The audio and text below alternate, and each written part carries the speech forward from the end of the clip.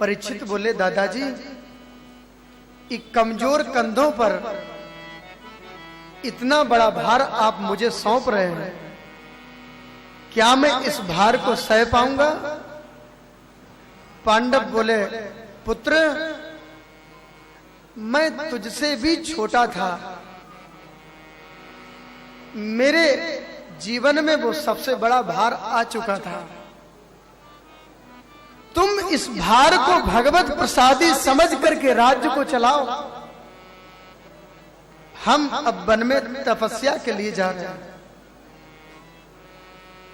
पांडवों ने पौत्र परीक्षित का राज्याभिषेक किया और द्रौपदी के सहित हिमालय की यात्रा करते करते स्वर्गारोहण और वो जंगल में चले गए तपस्या करने। बोलो जय श्री कृष्ण। जय श्री कृष्ण। यात्रा करते करते वर्णन आता है महाभारत में, पहले द्रौपदी गिरी, यात्रा नहीं रुकी, नकुल सहदेव भी गिर गए, यात्रा फिर भी नहीं रुकी, अर्जुन भी, भीम भी गिर गए, युधिष्ठिर की यात्रा नहीं रुकी, चलते गए। लेकिन उनके साथ एक कुत्ता था जो निरंतर चलता रहा। युधिष्ठिर के लिए स्वर्गीय विमान आ गया, आइए युधिष्ठिर विमान में बैठिए, चलो भगवत धाम को। युधिष्ठिर बोले, मैं इस विमान में बैठूं? हाँ जी, ये विमान आपके लिए है, पहले ये कुत्ते को आप विमान में बिठाओ। राम राम राम, ये कुत्ता विमान में बैठेगा? हाँ, आजकल थोड़ी ना कुत्ते गाड़ी में घूमते हैं। बोलो जय श्री कृष्ण। जय श्री कृष्ण। राम राम, ये कुत्ता विमान में बैठेगा?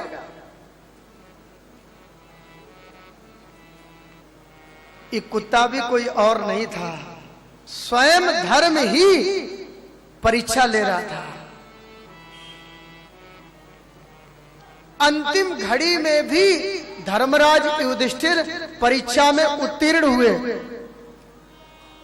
कोई प्रमाद नहीं है इनके जीवन में, प्रमाद ही मृत्यु है,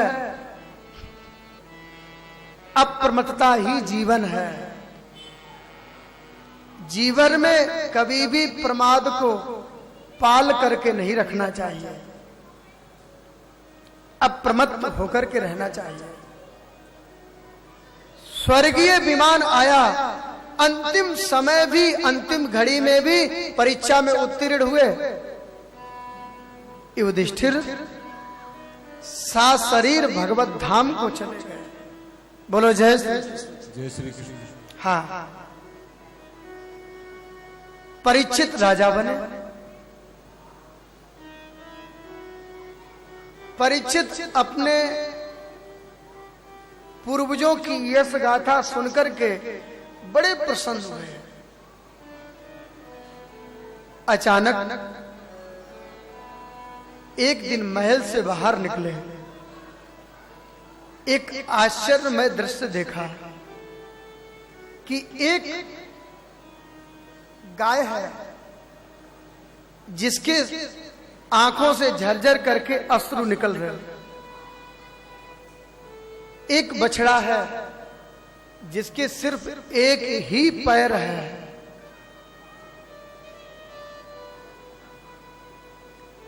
बछड़े ने गौ माता से ये जानने की इच्छा की, वो गाय के रूप में पृथ्वी और वृषभ के रूप में स्वयं धर्म है। ये धर्म और पृथ्वी का वार्तालाप, संवाद चल रहा था। धर्म ने पृथ्वी से ये जानने की इच्छा की कि क्या तुम इसलिए दुखी हो,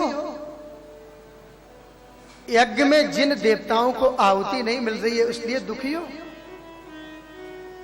या तुम इसलिए दुखी हो कि आज का मानव खान पान, वस्त्र, स्नान, रहनी सहनी में शास्त्रीय नियमों का पालन नहीं कर रहा है, इसलिए दुखी हो। हाँ धर्म, तुम ठीक कहते हो। आज का मानव बड़ा उच्छृंखल हो गया है। ये मानव ही नहीं, ये दो पैर वाला जो दिख रहा है, ये मानवहीन मत समझो इसे, ये और भी कुछ है। बोलो जय श्री कृष्ण। जय श्री कृष्ण। हाँ, ये जब जैसी हरकत करे तब वही है इसके अंदर। हाँ, सीधी सी बात है, बुरा ना मानो, होली है। बोलो जय श्री कृष्ण। हाँ, इसके अंदर कौवा भी मौजूद है, गिद्ध भी मौजूद है, उल्लू भी मौजूद है, श्वान कुत्ता भी मौजूद है, भेड़िया भी मौजूद है। जब जैसी हरकत करे तब वही है। जरूरी नहीं दो पैर वाला मानव ही हो, राक्षस भी हो सकता है। पहले राक्षस के रूप में नहीं रहते थे, मानव के रूप में ही दानव होते थे। किसी ने कहा ना, बहुत भीड़ है तेरे शहर में, बहुत भीड़ है तेरे शहर में, जिधर देखो उधर आदमी, तू तो पारखी है, तू ही बता इनमें हैं कितने आदमी। बोलो जय श्री कृष्ण। जय श्री कृष्ण। तू तो पारखी है, तू ही बता इनमें है कितने आदमी। ये जरूरी नहीं इसमें सभी आदमी हैं, ये दानव भी हो सकता है, गधा भी हो सकता है, हाँ, गिद्ध भी हो सकता है। बोलो जय श्री कृष्ण। जय श्री कृष्ण। ईशावास्यो उपनिषद में पहला मंत्र है, ईशावास्यमिदं सर्वम यत् किंचित जगत्याम जगत तेन तक्तेन भुंजीता मां गृदा कस्विस धनम। अरे तू गिद्ध मत बन, कौवा मत बन, श्वान मत बन, तू मानव बन। मानव बनने के लिए हम सब लोग कथा में बैठे हैं। ध्यान देना, ये कथा जीव को मानव बनाती है, ये दानव को मानव के रूप में परिवर्तित करती है। भगवान की कथा। बोलो जय श्री कृष्ण। जय श्री कृष्ण।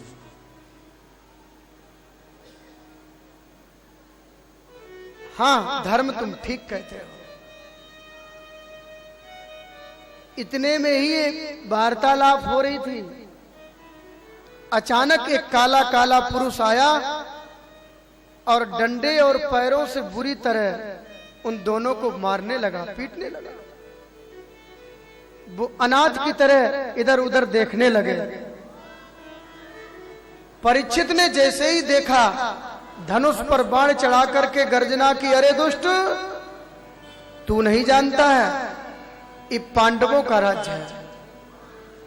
पांडवों के राज्य में यदि बलवान व्यक्ति दुर्बल प्राणी को सताएगा, वो साक्षात देवता ही क्यों ना हो, मैं उसकी भुजा को अलग कर दूंगा। जैसे ही परीक्षित ने गर्जना की, तो वो काला काला जो पुरुष था गिड़गिड़ा के परीक्षित के चरणों में गिर गया। परीक्षित बोले, तू कौन है? पांडवों के राज्य में प्रवेश करने का दुस्साहस हुआ। पृथ्वी पर एक छत्र राज्य पांडवों का है, तुम कौन हो? उस काले काले व्यक्ति ने हाथ जोड़ के कहा, सरकार मैं कलयुग हूं, कलयुग। अच्छा अच्छा, तू कलयुग है, तुझे मालूम नहीं पांडवों का राज्य है, पांडवों के राज्य में तू प्रवेश कर गया।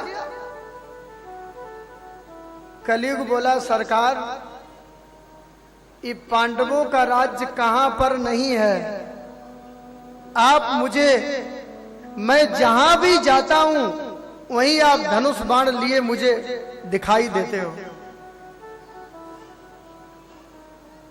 मुझे ऐसा कोई स्थान बताओ जो मैं स्वतंत्र रूप से रह सकूं। बोलो जय श्री कृष्ण। जय श्री कृष्ण। परीक्षित ने उस बछड़े से पूछा, अरे नरेंद्र, तुम 4 पैर वाले व्यक्ति हो, तुम्हारे 3 पैर नष्ट करके किस दुष्ट ने पांडवों की कीर्ति में कलंक लगाया, मुझे बताओ, मैं उसे दंडित करूंगा। ध्यान देना, ये बछड़ा जो है ये साक्षात धर्म है। धर्म के 4 अंग हैं, तप, पवित्रता, दया और सत्य। ये चारों का समन्वय ही धर्म है। ये 4 जहां होते हैं यही मानव का मूल स्वरूप है। सत्य, तप, पवित्रता, दया। केवल सत्य चरण बचा। अधर्म रूपी कली उस चरण को भी नष्ट करना चाहता है, उस पैर को। थोड़ा सा फायदा दिखा, झूठ बोल देते हैं। बोलो जय श्री कृष्ण। जय श्री कृष्ण। बात बात पर झूठ बोलते हैं, और एक बार सत्य बोल दिया तो समझते हैं हरिश्चंद्र के बाद मेरो ही नंबर है। हाँ, मैं सत्यवादी हूं। झूठ कितना बोला इसकी कोई गिनती नहीं। पहले विचार पूर्वक झूठ बोला जाता था। सत्य बोलना स्वभाव होता था, आज उल्टा हो रहा है। आज विचार पूर्वक सत्य बोलते हैं, झूठ तो बात बात में बोलते हैं। इसलिए विचार पूर्वक झूठ बोलना चाहिए, सत्य मेरा स्वभाव होना चाहिए। परीक्षित ने धर्म रूपी वृषभ के तप, पवित्रता, दया 4 चरण और जोड़ दिए। 3 जोड़ दिए, एक तो पहले से था।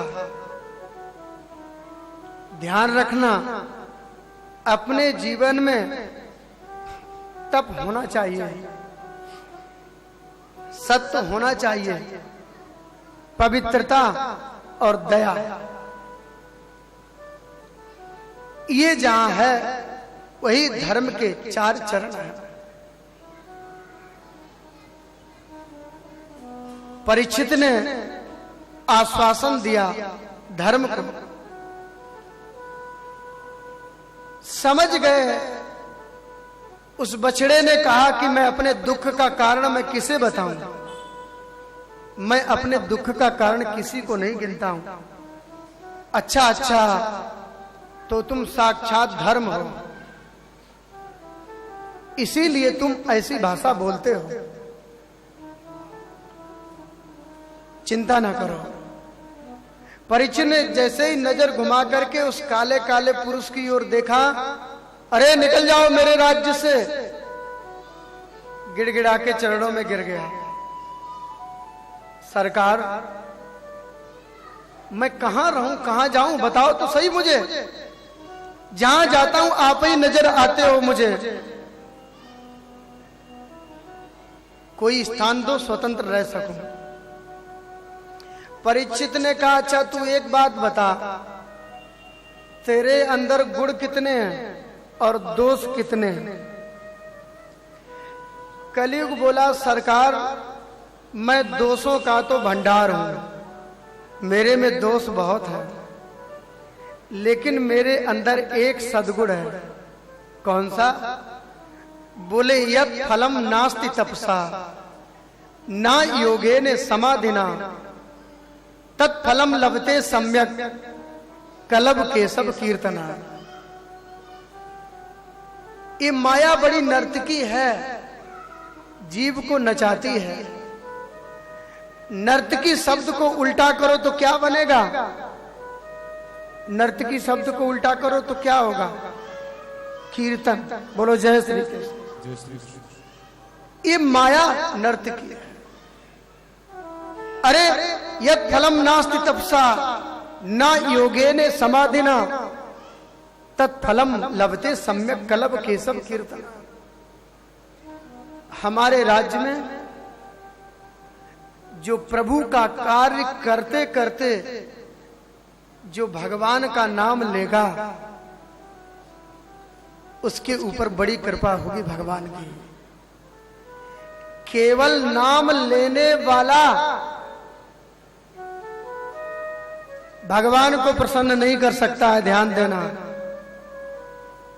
कोई बेटा अपने पिता का खूब स्मरण करे और पिता कहे बेटा प्यास की वजह से प्राण जा रहे, थोड़ा पानी लाओ। पिताजी मैं आपको मानता हूं पर आपकी नहीं मानता हूं, तो खाक मानता है? कुछ भी तो नहीं मानता है। तो नाम लेना क्या है? मानना है। और प्रभु का कार्य करना वो प्रभु की बात माननी है। केवल नाम ले तो कृपा नहीं उतरेगी, भगवान का काम भी करे। प्रभु का नाम, प्रभु का काम। जैसे एक सिक्का होता है, सिक्के में दोनों तरफ अलग अलग मोहर होती है। यदि एक ही मोहर लग जाए दोनों तरफ तो सिक्का चलेगा? नहीं चलेगा। हमारा जीवन भी तो सिक्के के समान है। उस जीवन के सिक्के में दो मोहर होनी चाहिए। एक तरफ भगवान का नाम, दूसरी तरफ भगवान का काम। भगवान की सेवा करो और भगवान का नाम लो तो ही परमात्मा हमें पसंद करेगा। बोलो जय श्री कृष्ण। जय श्री कृष्ण। शरीर जगत के काम आ जाए, अभिमान अहम अभिमान शून्य हो जाए और हृदय प्रेम से भर जाए। ये कल भी कहा था, परसों भी कहा था। बस मानव जीवन कृतार्थ हो जाता है। जिसकी सेवा करें, सेवा के बदले कुछ ना चाहें।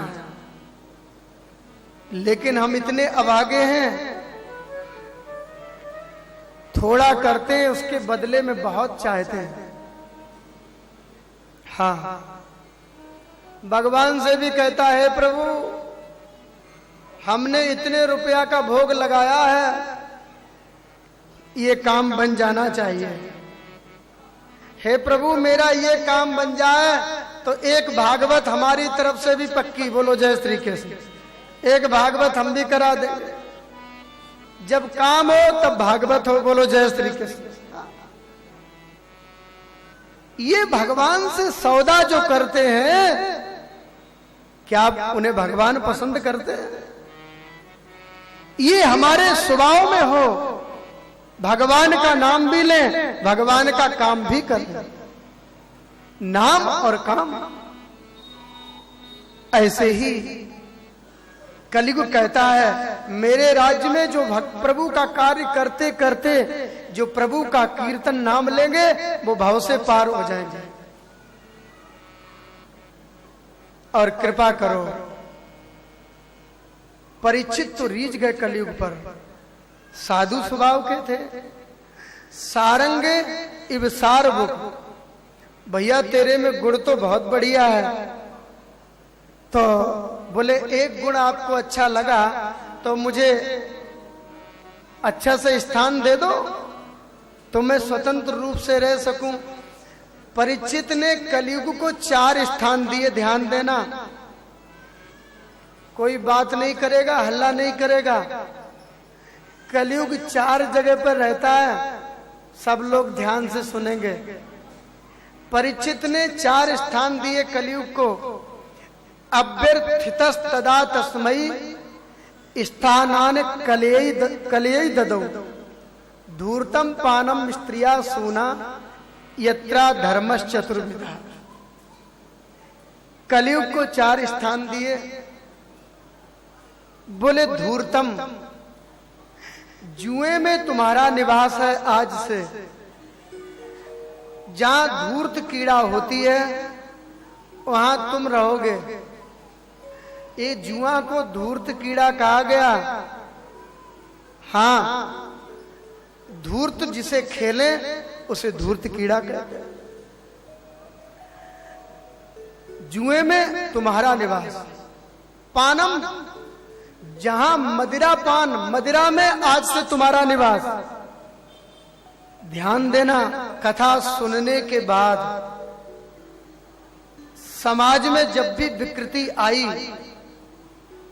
राजा का भी मस्तिष्क दूषित हुआ, तो उसमें यही कमजोरियां आई। इन्हीं के कारण राष्ट्र का पतन हुआ। बोलो जय श्री कृष्ण। जय श्री कृष्ण। जुए में तुम्हारा निवास, आज से मदिरा में भी तुम्हारा निवास। सज्जनों, जहां मदिरा आ जाती है, ऐसा कौन सा दोष है जो आए बिना नहीं रहता है? सारे दोष आते हैं। कथा सुनने के बाद ऐसा तैसा खाना पीना नहीं चाहिए। धूर्तम, जुए में तुम्हारा निवास, मदिरा में तुम्हारा निवास। जहां पर गाली होती है, झगड़ा होता है, झगड़े में तुम्हारा निवास। हाँ, जहां व्यभिचार होता है, व्यभिचार में तुम्हारा निवास है। कलयुग बोला, सरकार जैसी आपने सकल सूरत देखी वैसे ही आपने मुझे 4 स्थान दे दिए। हाँ, आपने एक गुण देखा है तो एक कमरा तो अच्छा मिलना ही चाहिए। घर में देखो कमरे तो होने ही चाहिए, लेकिन एक कमरा और दे दीजिए, उसे ड्राइंग रूम बना लूंगा। बोलो जय श्री कृष्ण। हाँ भाई, एक कमरा तो हो आने जाने वालों के लिए। कलयुग ने एक स्थान और मांगा, क्योंकि एक गुण हमारे अंदर अच्छा है, तो एक स्थान और दो। कलयुग बड़ा चालाक था। परीक्षित बोले, तो तुम बताओ तुम्हें कौन सा स्थान चाहिए? सरकार, ये स्वर्ण है ना, सोना, सोने में और स्थान मिल जाए तो फिर बहुत बढ़िया रहेगा। कलयुग जानता था ये राजे महाराजे जो है ना, स्वर्ण बहुत धारण करते हैं। बोलो जय श्री कृष्ण। जय श्री कृष्ण। तथास्तु, सोने में तुम्हारा निवास। प्रसन्न हो गया, अब तो राजा पे ही हमला करने का मौका मिलेगा। एक दिन परीक्षित अपने खजाने में घूम रहे थे। थोड़ा जल्दी चलते हैं। खजाने में एक मुकुट पड़ा था, मस्तक पर रखा, और वो मुकुट कोई अच्छा नहीं था। भागवत में ये लिखा है कि स्वर्ण में भगवान का निवास है, और भागवत में ही ये लिखा है कि सोने में कलयुग का निवास है। ये आवाज आ रही है भैया, कोई शांत करे बच्चों को। बोलो जय श्री कृष्ण। कोई वार्तालाप नहीं करेगा। बोलो जय श्री कृष्ण। जय श्री कृष्ण। स्वर्ण में कलयुग का निवास है, स्वर्ण में ही परमात्मा का निवास। अब किसका निवास माने, किसका ना माने? तब यहां पर कहा गया, स्वर्ण माने होता है धन, संपत्ति, वैभव।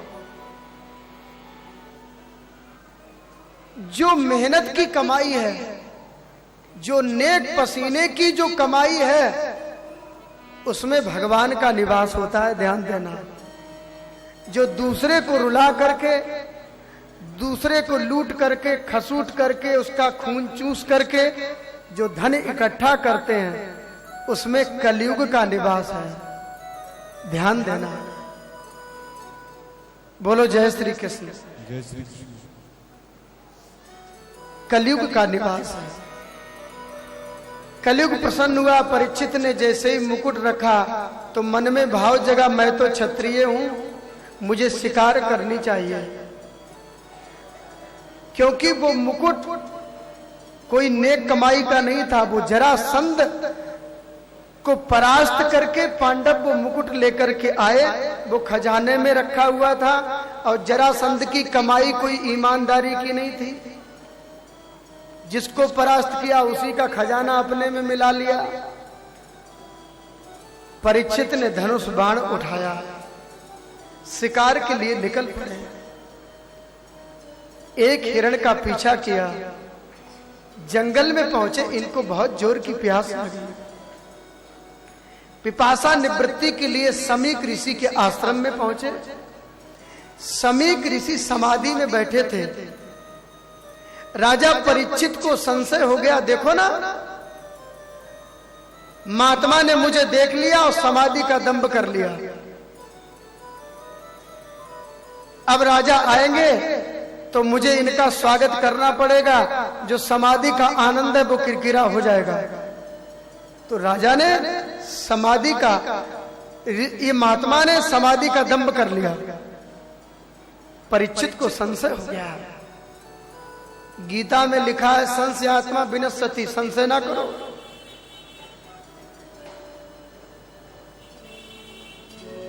परीक्षित को ने आवाज लगाई, समीक ने नहीं सुना क्योंकि वो समाधि में थे। परीक्षित को क्रोध आ गया। यद्यप परीक्षित को कभी क्रोध नहीं आता था, लेकिन वो कलयुग जो था ना, वो मुकुट से होकर के मस्तिष्क में प्रवेश कर गया। उस कली प्रभाव के कारण परीक्षित को थोड़ा क्रोध भी आ गया। महात्मा ने नहीं सुना। एक मरा हुआ सर्प लेकर के समीक के गले में डाल दिया। गले सर्प कले वरम। परीक्षित चले गए।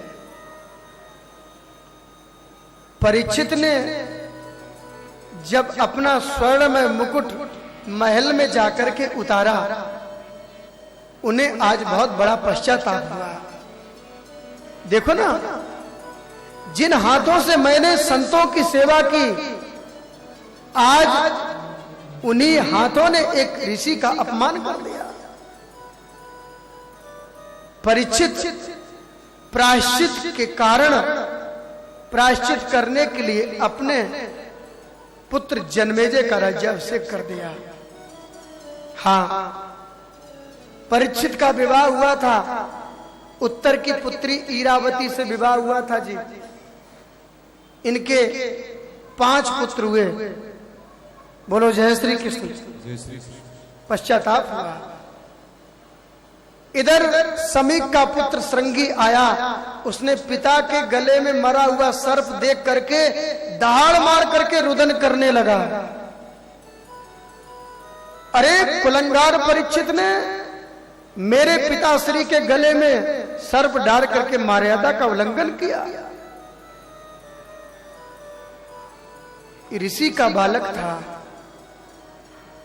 तपस्या बहुत की थी।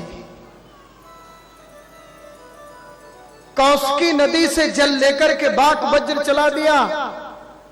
इतलंगित मार्यादम तच्चका सप्तमे हनिम दच्छतिस्म कुलंगारम नोदितो में ततत ध्रुवम।